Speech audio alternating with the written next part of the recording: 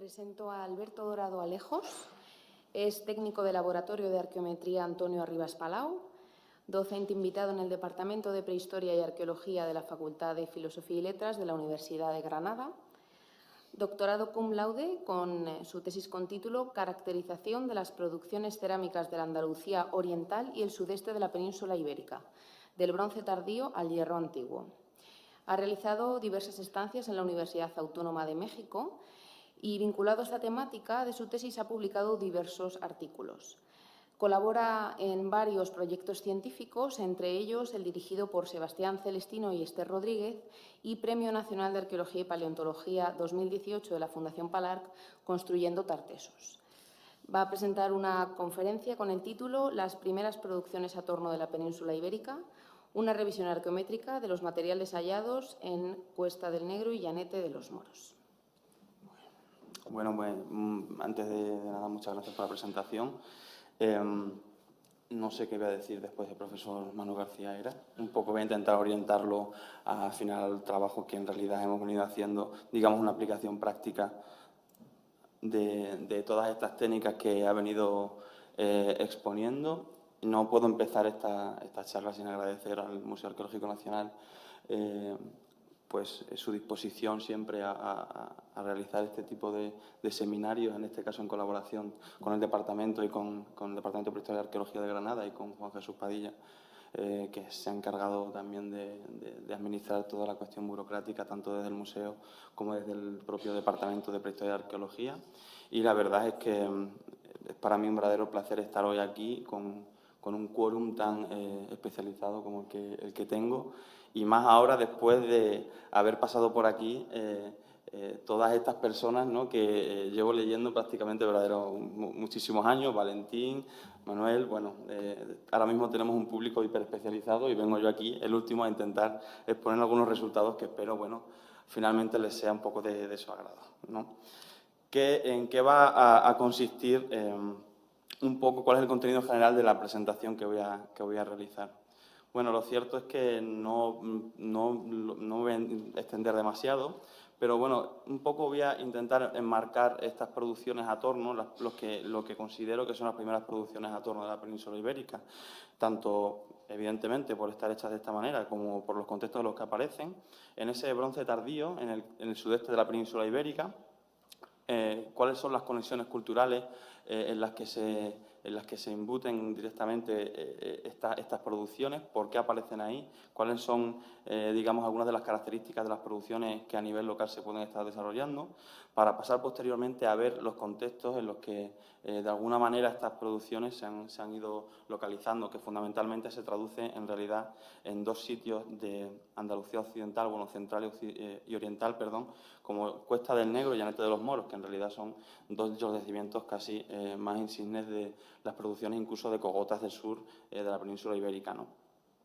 Para pasar un poco a exponer qué es lo que sabemos de estas producciones a torno, porque la verdad es que se ha dicho un poco de todo, pero en realidad yo voy a resaltar tres argumentos fundamentales desarrollados uno desde la arqueometría y otro desde la tipología, que en realidad tan denostada en nuestros días, de alguna manera también al final nos acaba dando esa información, esa primera clasificación de los materiales, más bien una cuestión de relaciones de estilo que de tipo, pero bueno. Posteriormente, en un cuarto punto, serán estos resultados arqueométricos que yo he venido aplicando a los conjuntos y, por último, algunas consideraciones finales en relación a ellos, ¿no? ¿Cuál es, digamos, esta cronología, la cronología a la que nos estamos moviendo actualmente, ¿no? Hemos utilizado esta falsificación que han hecho Jover et al., recientemente publicada en Compluto en el 2016, que han recopilado un importante número de dataciones de carbono 14 del sudeste, de Cabezo Redondo, Cuesta del Negro, de Purullena, etcétera, para generar todas estas fases de la prehistoria reciente del bronce y bronce final, que ven a la derecha, ¿no? Vemos, por tanto, un bronce tardío que ubicamos entre el 1500 y el 1300 y es en el techo estratigráfico de este momento cultural en el que encontramos estas producciones a torno. ¿Qué encontramos en el sudeste de la península ibérica? Bueno, pues en principio lo que encontramos es una sociedad argárica que a partir de 1500 empieza a transformarse, sufre una crisis que en unos casos se relaciona con una crisis del estado argárico social, otras son posicionamientos quizás más funcionalistas en torno del entorno ecológico en el que se desarrolla la cultura. En definitiva, una cultura que comienza a derivar hacia otras formas culturales. En este caso, la tesis de Fernando Molina de finales de los años 70, digamos que caracteriza un poco esta cultura, lo denomina así, bronce tardío, del sudeste y posteriormente su transformación o su devenir histórico hacia, de alguna manera, el bronce final. Es en ese momento en el que empiezan a aparecer, digamos, esas formas concretas de cerámicas del bronce tardío, que veis aquí en esta zona aquí abajo, esta fuente. Por otro lado, a partir de aproximadamente el 1500 empezamos a encontrar algunas influencias que proceden de la meseta, asentamientos como los que vamos a ver hoy, Cuesta del Negro y Llanete de los Moros, empezarán a ser asentamientos que se empiezan de alguna manera a visitar por estas personas de la meseta. Incluso nuestras nuevas propuestas son que efectivamente hay un asentamiento estable de personas de la meseta. Un área de influencia que vendrá desde el Mediterráneo en torno a 1350 aproximadamente, que son las dataciones que actualmente tenemos para Cuesta del Negro. Y a partir de 1300, bueno, campos de urnas, pero ya en una fase ya de bronce final, evidentemente. Sin embargo, cabe preguntarse qué tipo de influencias pudieron venir anteriormente a estas fechas, durante el bronce tardío, al sudeste de la península ibérica. Por tanto, nos encontramos formas locales que son muy características en este momento del bronce tardío local, fuentes que tienen este tipo de mamelones apuntados en carena con formas de tratamiento de superficie que son bruñidos, como veis, cocciones que no son regulares, probablemente hechas en hoyo o en superficie, como sin estructuras efímeras, desde luego nada que tenga que ver con lo que venga posteriormente del mundo fenicio. Que podemos encontrarlos en, por ejemplo, Loja, que es la parte más occidental del extremo del sudeste de la península ibérica, ya prácticamente entrando en la puerta hacia la Baja Andalucía, hacia Sevilla. Podemos encontrarlos en Cerro de la Encina, en yacimientos como el Cerro de la Encina, que están en la Vega de Granada, dominando siempre zonas de pasto y zonas de control visual de la Vega de Granada. Formas con bordes polilobulados como los que podemos encontrar también en esta fase plena del bronce tardío, en este sitio Cerro de la Encina, o estos vasos tan característicos también del horizonte de Cabezo Redondo, que podemos encontrarlos efectivamente en Cerro de la Encina, pero también Cuesta del Negro, etcétera, ¿no? Con esos mamelones que forman decoraciones verticales. Un segundo conjunto de influencias serían esta gente de la meseta, probablemente siguiendo rutas de mesta, ¿no? Las primeras rutas mestales norte-sur, por decirlo de alguna manera, que van llegando al sur de la península ibérica, quizás siguiendo los cursos de los ríos o finalmente cruzando las Béticas hacia las zonas de pastos del Guadalquivir, las diferentes zonas de pasto del Guadalquivir, y empiezan a aparecer efectivamente estas producciones que son completamente alóctonas o por lo menos no están identificadas en las cadenas operativas locales,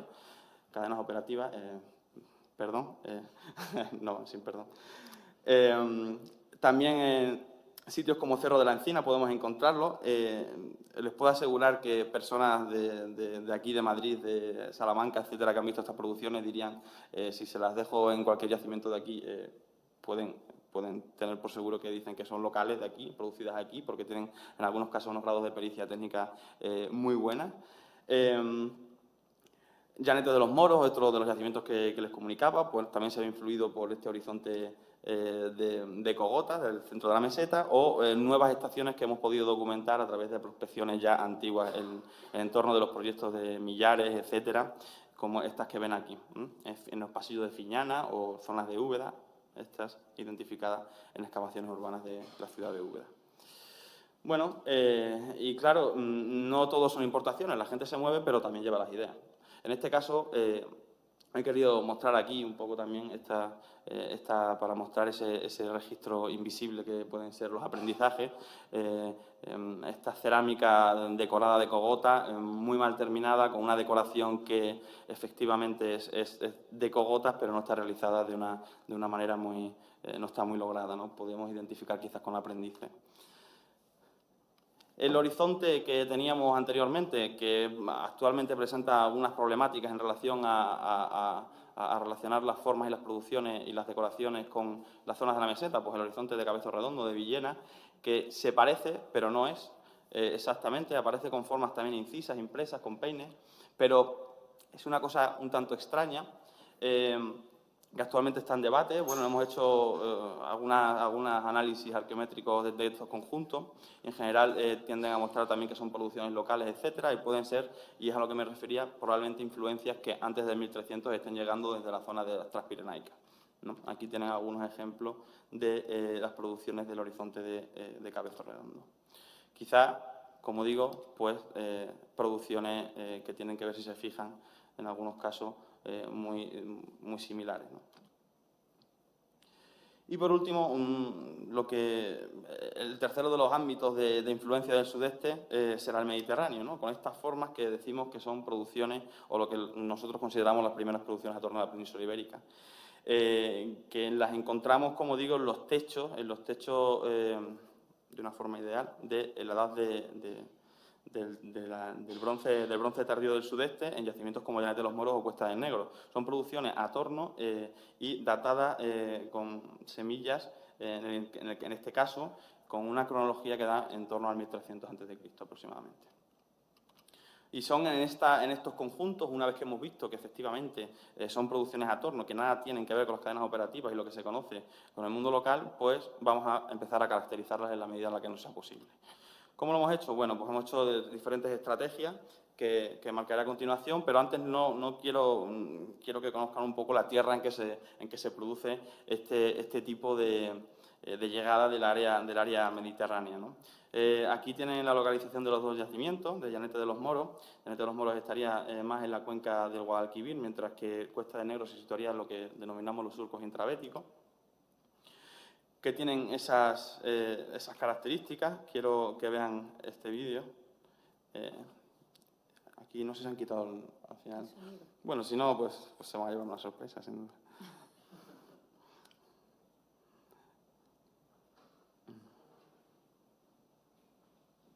Está reproducido. Ahí está. Vale, aquí pueden ver un poco el sitio por ejemplo, de Cerro de la Encina. A su derecha ven un curso de agua que es el río Monachil. Toda la zona, geográficamente es muy montañosa, con pasos que van en sentido suroeste, noreste, en dirección hacia Alicante. Esos pasos son los que van a provocar probablemente también esos pasos de personas, de animales, de ideas. Digo animales porque efectivamente el yacimiento tiene el recurso de pastos estivales muy próximos y todo aquello que se necesita en realidad para el desarrollo de las industrias cerámicas, como son maderas, pero también agua, etcétera, ¿no? Aquí pueden ver una primera imagen del bastión del cerro de la Encina, y su modelo 3D, simplemente porque también este tipo de estructuras aparecen en Cuesta del Negro, cerrando, digamos, esos estratos, digamos, superiores de las producciones a torno. En estos sitios también efectivamente hemos podido localizar. ¿Cómo se sale? Vale. Según avanzamos, digamos, a esa zona más del centro del sudeste, podemos encontrar este tipo de asentamientos con arcillas más tableadas, depósitos de arcillas importantes. Actualmente Guadix, de hecho, es una zona de producción cerámica muy importante. Y en el otro sentido tendríamos el yacimiento de Llanete de los Moros y la zona, efectivamente, del Guadalquivir, con estos típicos meandros que se construyen, que se forman, en las zonas del centro de las campiñas cordobesas. El yacimiento de Llanete de los Moros responde a unos patrones muy similares a los que hemos visto también con el Cerro de la Encina. Cursos de agua muy próximos, pastos, en este caso vados de pasos de agua del río de Guadalquivir, etcétera. Como ven, aquí tienen, por ejemplo, unos estudios sí que hemos realizado recientemente, simplemente un poco para demostrarles cómo efectivamente estas zonas de paso y de idea existen y comunican las diferentes áreas del sudeste. En el punto rojo pueden ver la zona, el yacimiento de Cuesta del Negro. Y a mi izquierda, a su derecha, pueden ver, por ejemplo, la visibilidad que tiene el yacimiento en relación a su entorno. Principalmente, lo que se observa del sitio es la gran cuenca de donde se sitúa Guadix, que es una zona inundable con una vega muy productiva y consideramos que es uno de los alicientes que al final provoca el asentamiento de personas durante toda la Edad del Bronce. En relación a la estratigrafía o de dónde proceden estos materiales, en el caso de Montoro, Córdoba, los materiales de Llanete de los Moros proceden de una excavación que se hizo en torno de un colegio, una arqueología o un proyecto de excavaciones sistemáticas en un ambiente urbano. Sin duda siempre es complicado, en el que se identificaron varias estructuras ibéricas, romanas y por supuesto, luego la fase completamente cerrada de la Edad del Bronce, bronce final, en el que se pudieron localizar, como digo, este tipo de sepultura. Estos son los estratos de los que proceden y, bueno, como pueden observar, unos muros de época romana e ibérica verdaderamente importantes que impidieron de alguna manera también desarrollar en extensión esas intervenciones, pero unos resultados verdaderamente interesantes los que el equipo de José Clemente en su momento pudieron localizar, incluidas estas cerámicas famosas micénicas que, digamos, han generado ríos de tinta en los últimos 40 años, prácticamente. El otro yacimiento ya es Cuesta del Negro. Fueron unas excavaciones sistemáticas mucho más fáciles, porque es verdad que en este caso era un sitio en el que no había habido ocupaciones posteriores, no estaba en el centro de un pueblo, como era el caso de Llanete de los Moros, y entonces las excavaciones fueron mucho más extensas y los resultados permitieron identificar en las zonas A y B una serie de cabañas en las que efectivamente estas cabañas se habían producido ex novo y encontrábamos cabañas con materiales prácticamente de cogotas. Sobre estas construcciones se pudieron, el equipo de Fernando Molina y pareja, yo no, pudieron identificar distintas fases de estas cabañas y ver cómo efectivamente se había producido se habían vuelto a ocupar distintas cabañas durante distintos momentos, hasta identificando 3 fases diferentes. Siguiendo también patrones que a veces recordaban a los argáricos, ¿no? Reocupando algunas terrazas para allanar y poner allí el hábitat. ¿Pero qué sabemos hasta la fecha? Bueno, lo que sabemos hasta la fecha en realidad es verdaderamente poco, más allá de que son unas producciones que se han hecho a torno y poco más se ha dicho, ¿no?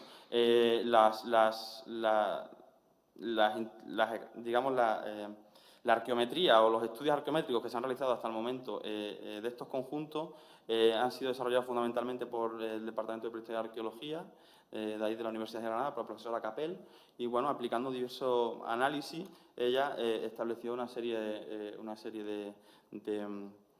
de soluciones a lo que ella veía, a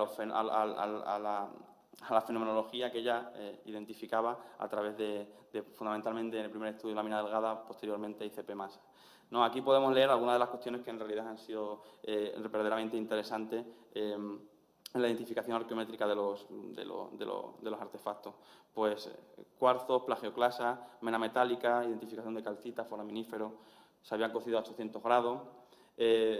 Ellas en ese momento señala una cuestión que es verdaderamente importante, que sin saber, efectivamente, porque no disponía de los fragmentos completos, dice que la pieza tenía un retoque con materiales más finos que se habían producido cuando estaba húmeda. Ella no había identificado porque no pudo efectivamente tener la pieza completa, pero en trabajos posteriores dice, sí, efectivamente es una producción que está hecha a torno, ¿no? Aquí simplemente estaba señalando que a través de una lámina delgada había cosas que ya le empezaban a aparecer raras, ¿no?, para el contexto cultural en que se estaban marcando. ¿Qué conclusiones nos da en su primer trabajo? Dice, bueno, dentro de esta homogeneidad es interesante destacar la muestra P2, que es una de estas producciones realizadas a torno, en donde la presencia de calcita, como los restos foraminíferos planctónicos, indica su relación con las margas y limos miocénicos del río, o sea, del valle del río Farde. Foraminíferos que hemos podido también documentar mediante el estudio petrográfico y textural. Es decir, ella lo que está planteando aquí, lo que acaba de decir, es que fundamentalmente estas muestras son locales. El río Farde es uno de los ríos que está o se localiza en torno a Cuesta del Negro, en Purullena, ¿vale? Nos tomamos estos datos y vamos al siguiente estudio que hace a través de ICP Masa.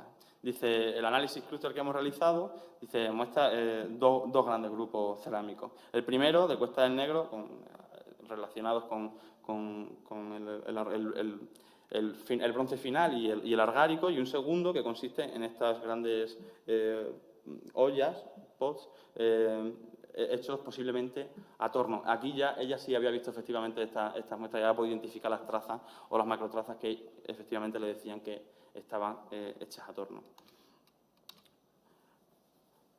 Dice, en contraste, dice, en las conclusiones de ese trabajo, dice, en contraste, el slow potter's wheel, ¿cómo se dice?, el torno lento, y se identifican, ¿no?, las cerámicas con producciones a torno lento con matrices muy similares. Es decir, que ya establecía incluso entre Llanete de los Moros y Cuesta del Negro una relación muy clara entre las producciones. Decía exactamente que eran muy similares.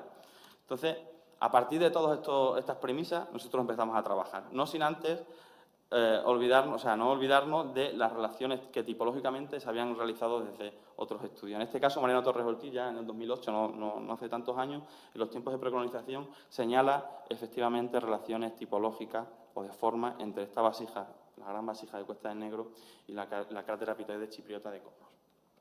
Bueno, pues teníamos un problema que era un problema historiográfico fundamental y que tenemos que resolver. Entonces nos pusimos a diestro y siniestro a desarrollar cuestiones. Entre ellas, intentamos desarrollar nuevas técnicas, en este caso análisis de pigmentos, para intentar ver en aquellas producciones en las que estas habían sido tratadas con engobe rojo, cómo se había aplicado el torno. Esto es un ejemplo de esta técnica aplicada a otras producciones en realidad del bronce final. Como pueden ver, tenemos, y es que nos preocupaba en realidad no poder identificar lo que taxonómicamente se había perdido. Es decir, o sea, que durante el uso, que durante el sedimento, etcétera, esa inclusión en el sedimento, estas cerámicas hubieran perdido parte de unas decoraciones que podrían relacionarnos con el mundo chipriota. No lo sabíamos. Entonces dijimos, bueno, vamos a hacer una cosa, aplicamos lo que programas que en realidad se están aplicando a pinturas rupestres a la cerámica y a ver qué pasa. Y efectivamente pudimos de alguna manera recuperar parte de las decoraciones que se habían perdido. En este caso, como digo, he querido mostrar otras producciones que en realidad sí que han dado resultados, porque en realidad en las de Cuesta del Negro y estas pues no dieron grandes resultados, pero bueno, sí quería mostrarles la técnica en este caso. Y aquí tienen, por ejemplo, la fotografía de la pieza tal y como la vemos actualmente, y cómo este programa efectivamente había ayudado a recuperar parte de las decoraciones pues más que se habían perdido simplemente por estar en el sedimento, ¿no? También aplicamos esta misma metodología a contextos del mundo ibérico y en realidad lo que nos dio fue otra cosa. En el mundo ibérico efectivamente tenemos la suerte de que muchos de los pigmentos se conservan, pero rápidamente pudimos ver que se habían hecho parte de las preformas de las decoraciones, que lo pueden ver aquí, para que probablemente no el alfarero, sino la persona que estuviera detrás de él realizando la decoración, pues terminara de concluir las cerámicas antes de la cocción. Bueno, no nos sirvió de mucho para Cuesta del Negro, pero sí nos sirvió de mucho para otros materiales. Creo que es una técnica realmente interesante. Claro, como eso estaba metido, digamos, todas estas producciones a torno estaban también con producciones de cogotas, con producciones locales, etcétera, dijimos, bueno, pues tiene que haber alguna manera, por lo menos también ya, de ver incluso si estas decoraciones que tampoco tenían la cerámica, podemos estructurarlas de alguna manera y desarrollamos nuevamente nuevas técnicas. ¿Cómo hacemos? Pues dijimos, pues llevamos toda la vida llevando las cerámicas que tienen paredes, vamos a utilizar el concepto de Manone and Company de arqueología de la arquitectura como paredes, pues vamos a utilizar como paredes efectivamente. Esto hicimos una lectura estratigráfica de las decoraciones para ver cómo la decoración efectivamente se había desarrollado. Es decir, identificar los gestos técnicos que estaban detrás de la decoración. Primer paso, segundo paso, tercer paso, etcétera.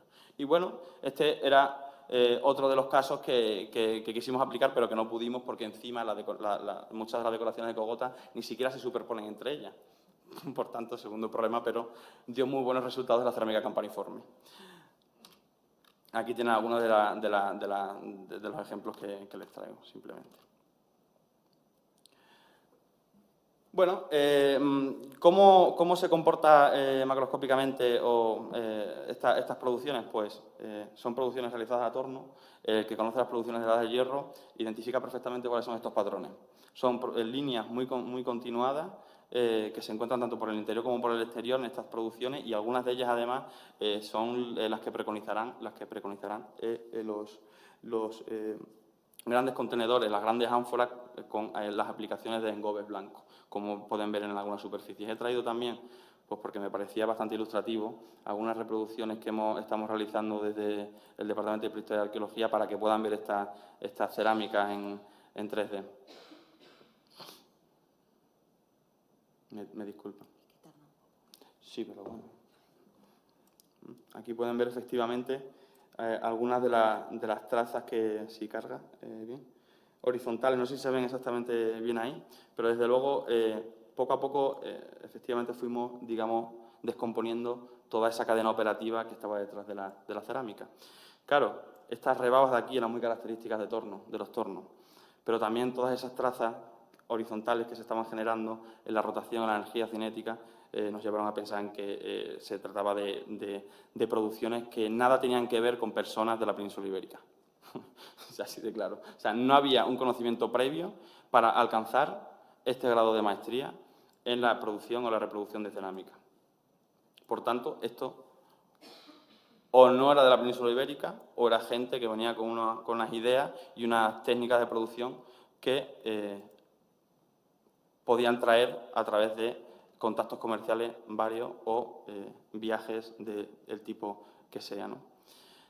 Aquí tienen otro fragmento que quizás se vea relativamente mejor.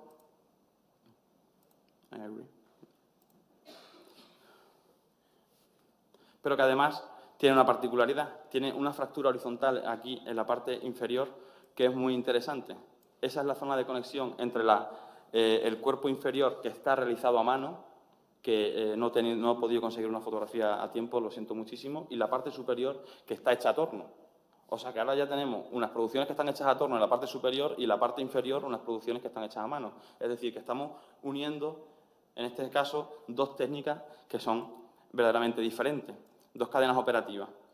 Bueno, una cadena operativa que une en realidad dos técnicas de producción. Aquí tienen algunas de las trazas. No sé si se pueden ver aquí y aquí. Quizá ahí se vea mejor, ¿no?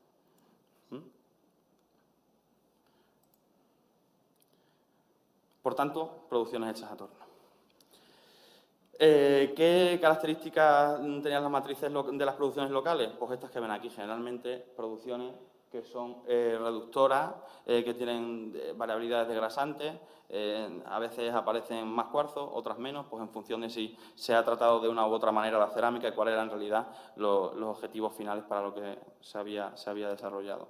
Claro, ¿cuáles eran las de las producciones hechas a torno? Pues radicalmente diferentes, generalmente oxidantes.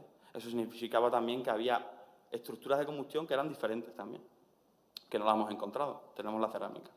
Aquí tienen a su izquierda, a su derecha, perdón, las producciones de Cuesta del Negro y a su izquierda las producciones de Llanete de los Moros, que además, como decía Pepa Capel, la profesora Josefa Capel, perdón, tenían mucha relación entre ellas, efectivamente.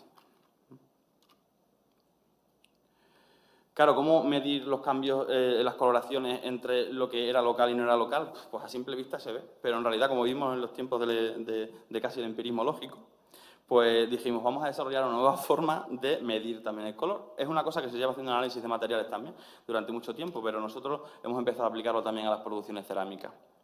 Molemos la forma, regularizamos la forma, ¿y cómo lo hacemos? Pues simplemente aquí tienen, por ejemplo, una producción oxidante local y reducciones y reductoras locales.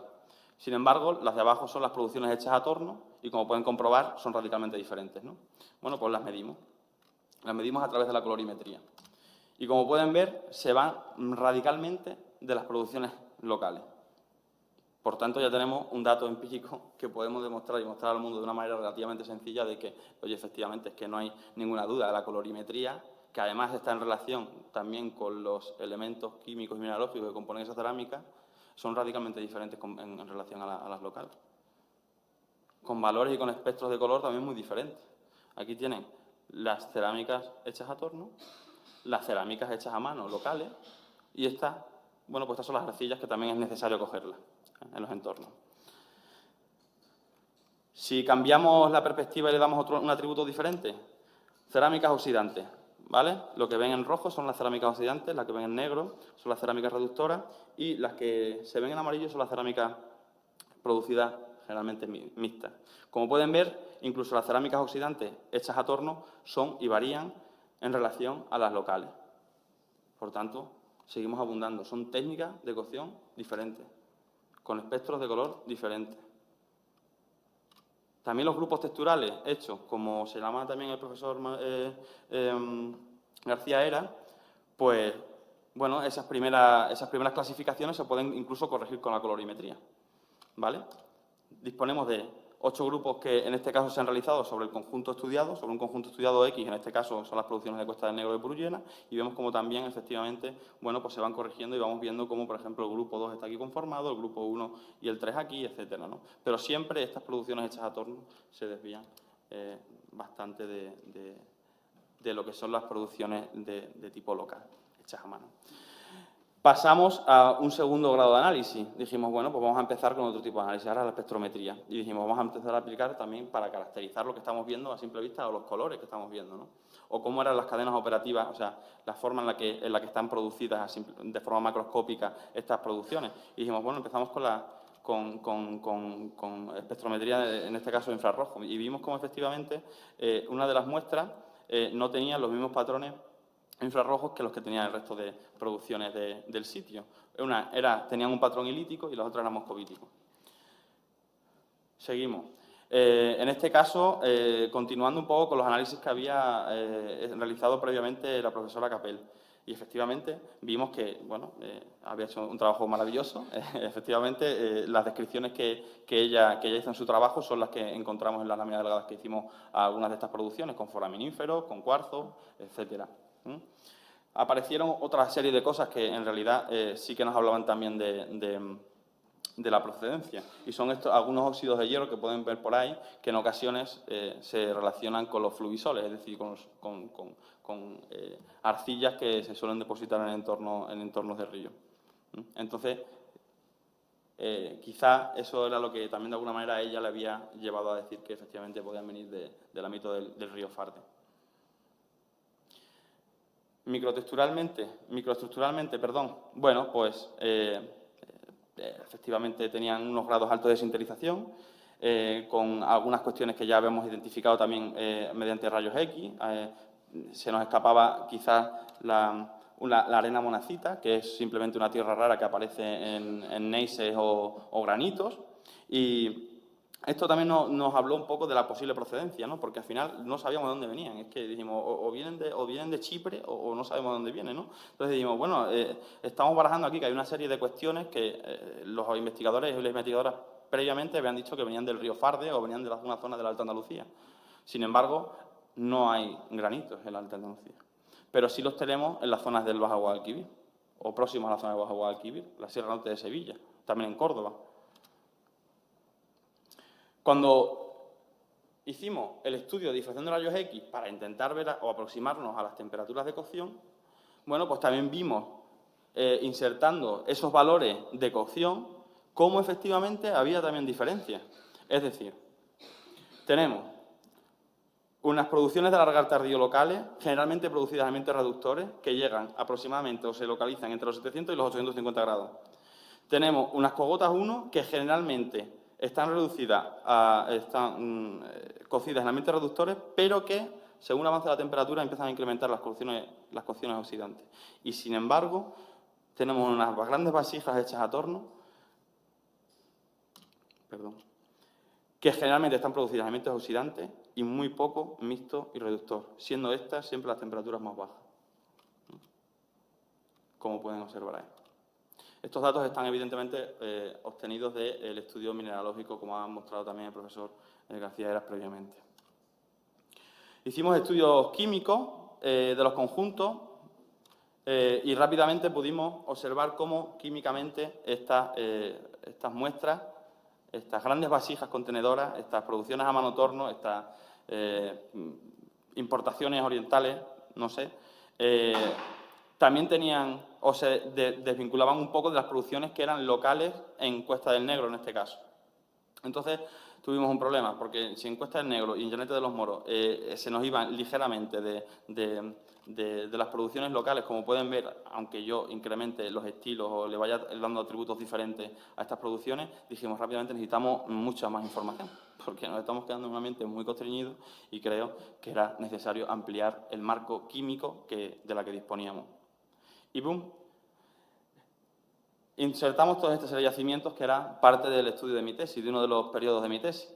Pues Acinipo, tenemos el Castro de las Cogotas, gracias al Museo Arqueológico Nacional pudimos coger esas muestras, la fábrica de ladrillos, Llanete de los Moros, Cuesta del Negro, pero también teníamos Setefilla, pues, producciones de Cabezo Redondo, de Tabayá, etc. Y como pueden ver, el sistema parece que soportó. El análisis estadístico fue soportado por mi ordenador y pudimos más o menos, efectivamente, organizar todos esos datos químicos que teníamos a través de análisis de componentes principales. Aquí pueden encontrar, efectivamente, esas producciones del Cuenca Media del Tajo, o sea, lo definía así, que básicamente son las producciones de Madrid como fábrica de ladrillos, los vascos. El sistema central, que serían las producciones de Cogota, del Castro de las Cogotas, y todos los sistemas béticos aquí, en las que podemos encontrar las producciones de Llanete de los Moros y de Cuesta del Negro. Por tanto, ¿cuál es la cadena operativa de esta cerámica, ¿no? O de dónde viene, ¿no? Bueno, pues nosotros consideramos que efectivamente estas producciones pueden estar relacionadas con Andalucía, pero no consideramos que sean locales, es decir, producciones hechas en Llanete de los Moros ni Cuesta del Negro. Probablemente estén realizadas en algún ambiente de la Baja Andalucía, Sevilla, Cádiz, Huelva, que por ahora no conocemos. Ahí pueden ver algunos de los elementos que son, digamos, diagnósticos de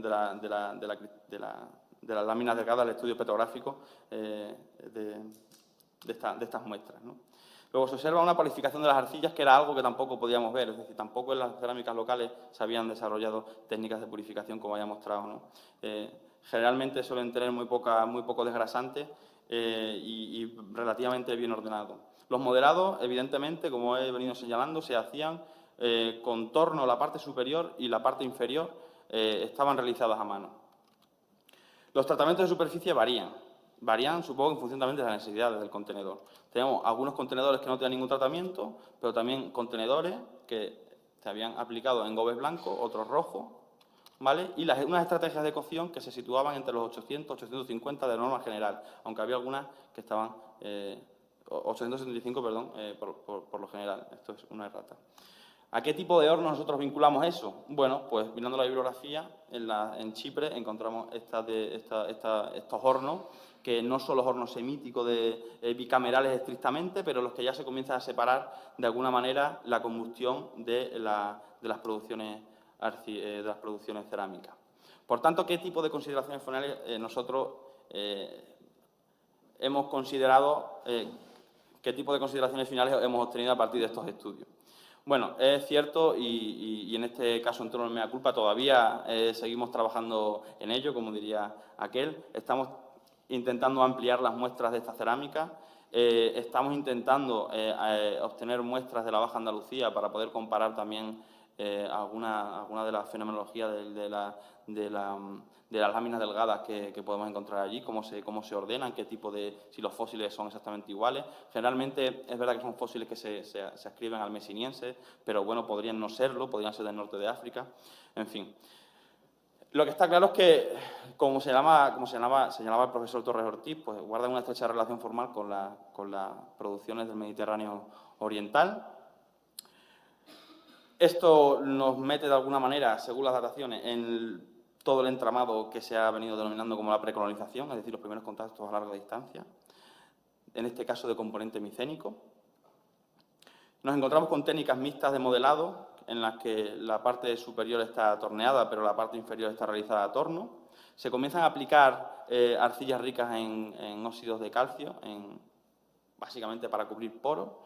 Eso que luego serán las producciones T1 fenicias y que llegan aquí a la península, que todo el mundo conoce y que efectivamente tienen ese tipo de tratamientos para cerramientos de poros. También pinturas rojas, que estarán asociadas posteriormente también a otro tipo de producciones. Tiene una fuerte relación geoquímica con el resto de materiales del mediodía peninsular, al menos de las béticas. Presenta esos morforaminíferos que señalaba, que parecen indicar que podrían ser de un paquete geológico denominado mesiniense y, por tanto, estar vinculado a la Baja Andalucía. Y no sería extraño suponer que estas producciones puedan ser locales, puesto que Jones y Peter Day en el 87 ya obtuvieron unos resultados muy parecidos en Cerdeña, diciendo que había formas del Egeo que habían sido realizadas con arcillas locales. Y, por tanto, es un problema que creo que bueno, sigue estando. Creo que todavía tenemos que, efectivamente, ampliar algunas de las muestras, pero creo que yo, en este sentido, abogo por esta última referencia, en el que quizá y nos encontremos ante eso, como dicta el título, las primeras producciones a torno a la península ibérica. Así que, bueno, muchas gracias y disculpa la longevidad. Buenas tardes. Ante todo, enhorabuena por el trabajo, porque te ha quedado muy bonito. Y yo tengo dos preguntas. Me ha resultado especialmente interesante lo de los pigmentos en las superficies. Entiendo que has utilizado el DS-Stretch. Vale. Y has metido los mismos filtros que ellos están utilizando en arte rupestre. Los que están ahí puestos, que son tres tipos. En cualquier caso, ahí está publicada la metodología ya, pero son 3 filtros. En cualquier caso, te lo voy a poner para que lo puedas ver. Son estos filtros, IDS, UP y Light, básicamente. Pero vamos, como eso es un proceso relativamente rápido, pues simplemente.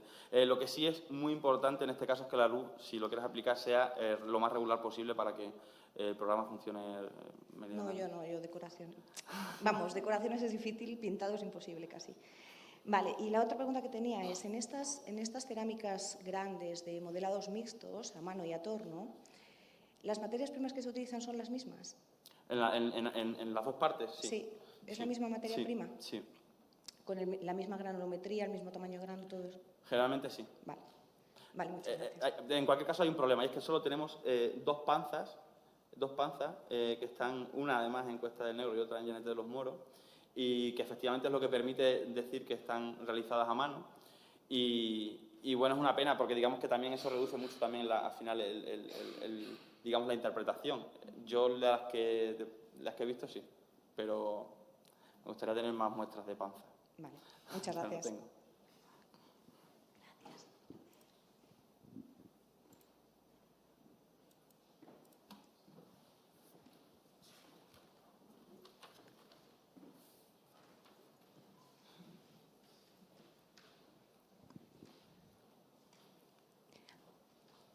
Enhorabuena por la presentación. Gracias. Muy chula. Una pregunta. Cuando hablas del bronce que le has llamado argárico, o sea, lo que correspondería con el argárico final, de los yacimientos, ¿de qué cronología hablabas? ¿Del 1300? El bronce tardío se desarrolla, digamos, en lo que es la caída del mundo argárico, que comenzaría en torno a 1550 aproximadamente y se prolongaría o se proyectaría hasta 1300 aproximadamente, según las cronologías que tenemos actualmente. ¿Que son cerámicas de las que has mirado tú? O Sí. Es que he visto el cronograma que has presentado, la parte de arriba. ¿Son de las que presentas? Sí. Una pregunta. Cuando hablas de pastas en relación a la localización, o sea, los lugares de explotación de las arcillas, ¿en ningún caso valoras la posibilidad de que desgrasante y matriz sean individuales? Es decir, ¿es un depósito conjunto? Se añadan.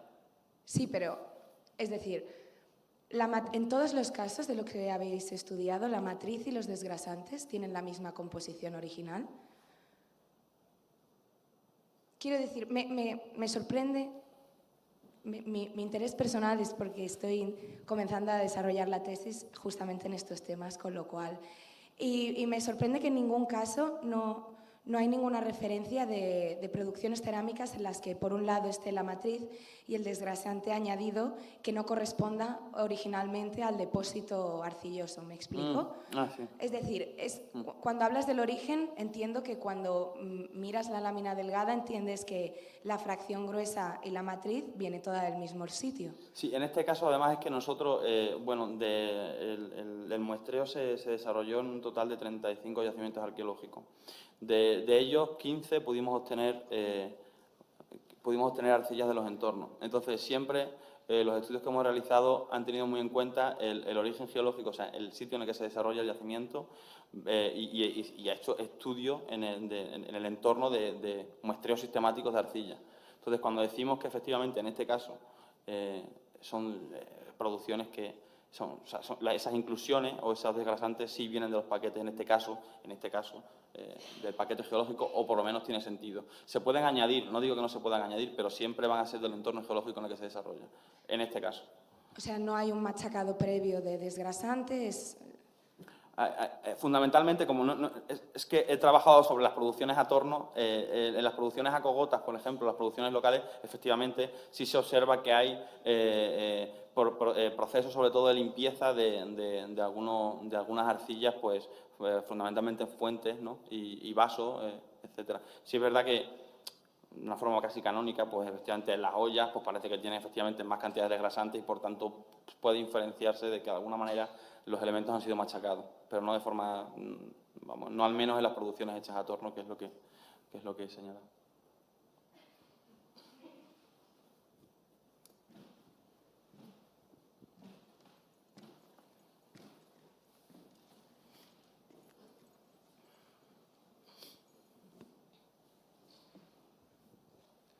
Gracias.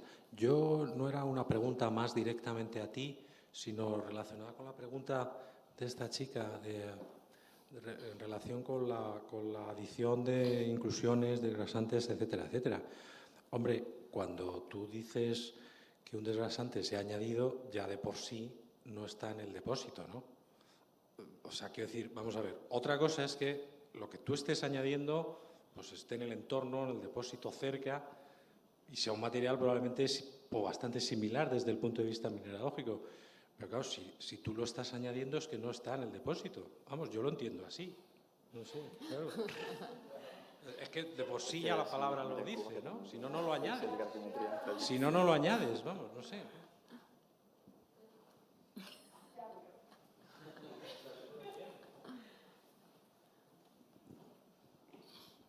Ya, pero yo creo que lo que ella quiere decir es que se coja la arcilla de un sitio y el desgrasante de otro y se mezclen.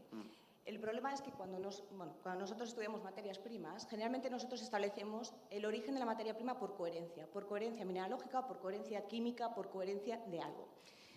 Por ejemplo, yo que trabajo con cerámicas muy antiguas, yo siempre lo hago por coherencia geológica de la mineralogía que tengo en la mina delgada. Entonces, la procedencia que yo establezco siempre va a ser basada en la fracción mineralógica grande, en la que yo veo en el microscopio, es decir, en la fracción, las inclusiones no plásticas, los desgrasantes. Entonces, no puedo diferenciar realmente si la arcilla viene del mismo sitio o no. Yo asumo que sí, que viene del mismo sitio que el desgrasante. Pero no puedo decir, puedo identificar qué tipo de filosilicato tengo, si tengo una hilita, si tengo una caulinita, una esmectita, y puedo ver si es coherente con que haya elementos carbonatados o elementos silicios, pero no voy a saber exactamente nunca si vienen del mismo punto o no. Porque generalmente lo que se identifica son arcillas, generalmente lo que aparecen son hilitas, y nosotros lo que identificamos es el desgrasante o las inclusiones no plásticas, diferenciando si es añadido o no añadido. Pero establecer una fuente de procedencia para la arcilla en sí, para el filosilicato, y una para el desgrasante es muy complicado. Y es muy complicado en la mina delgada, que es lo que tú ves, y es muy complicado en químico, porque en químico además, igual que en difracción, tienes un problema de base. Y es que si estás trabajando con cerámicas muy antiguas, como es mi caso en las neolíticas, tú coges y machacas la muestra, con lo cual estás homogeneizando todo el material. Con lo cual tienes un problema añadido. Porque las mías, por ejemplo, que están desgrasadas al 60% con materiales carbonatados, obviamente la química es, no, bueno, todo es óxido de calcio, claro, pero porque lo tengo añadido. Entonces, es difícil diferenciar la arcilla si viene de una fuente de aprovisionamiento diferente a la del desgrasante. No sé si me explico.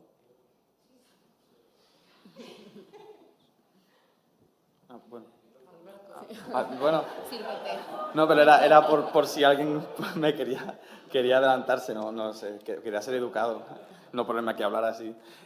Sí que es verdad que en este caso hay estudios etnoarqueológicos desarrollados por Arnold que demuestran efectivamente la captación de desgrasantes muy concretos que se quieren añadir a las cerámicas, que van a igual 20 o 30 kilómetros a buscarlo. No es la tónica general, en realidad, es lo que al final dice Miriam, ¿no? Y además tenemos toda la problemática esa de regularización de la muestra, etcétera, que en muchas ocasiones ni siquiera te permite discriminar entre un desgrasante añadido o antiplástico o llámalo como quieras y la inclusión que viene directamente de la arcilla. Y disculpa que no. Sí, a mí... ¿Estabas tú antes? Si no te...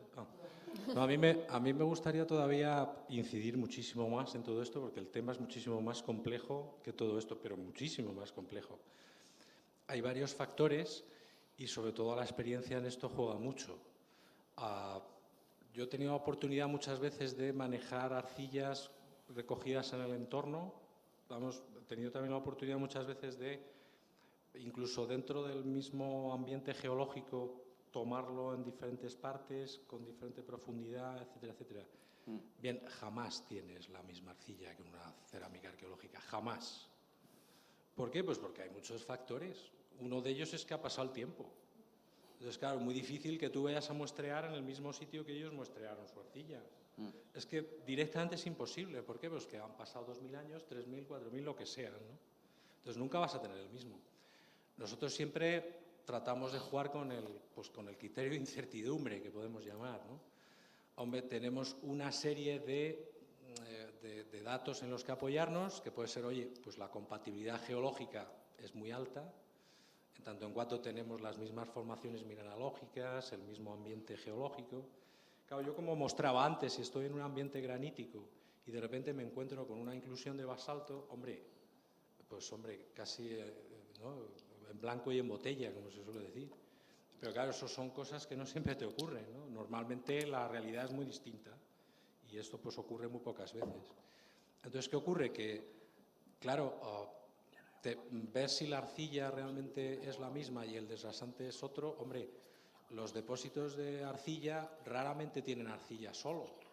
La arcilla siempre va con inclusiones. Yo, por lo menos, hasta donde yo sé, serán de un tipo, serán de otro, tendrán lo que sea, pero en un depósito natural es muy difícil que la arcilla esté sola, a no ser ya que llegues a profundidades ya, yo que sé, en donde se ha seleccionado tanto por rodamiento, pues, en fin, que incluso, no sé, en una arcilla súper secundaria de estas sedimentarias, tal, pues es que siempre hay inclusiones, siempre. Otra cosa es que tú la purifiques, y entonces te quedes con la fracción más fina del material, entonces ya te vas al limo o a la arcilla, ¿no? Depende de la fracción que cojas. Y entonces pues, a lo mejor ya tienes solo mineral arcilloso. Hombre, si conoces bien la zona y conoces bien todos los minerales arcillosos que hay en la zona, hombre, pues con un buen análisis de difracción de agregado orientado, seguramente que puedes aproximarte bastante bien a los minerales arcillosos y probablemente ver si son compatibles con lo que tú tienes. Ahora, separar fracciones así para mí yo lo veo muy complejo, sinceramente. Ahora, que se puede hacer, yo te digo que no, pero creo que es complejo.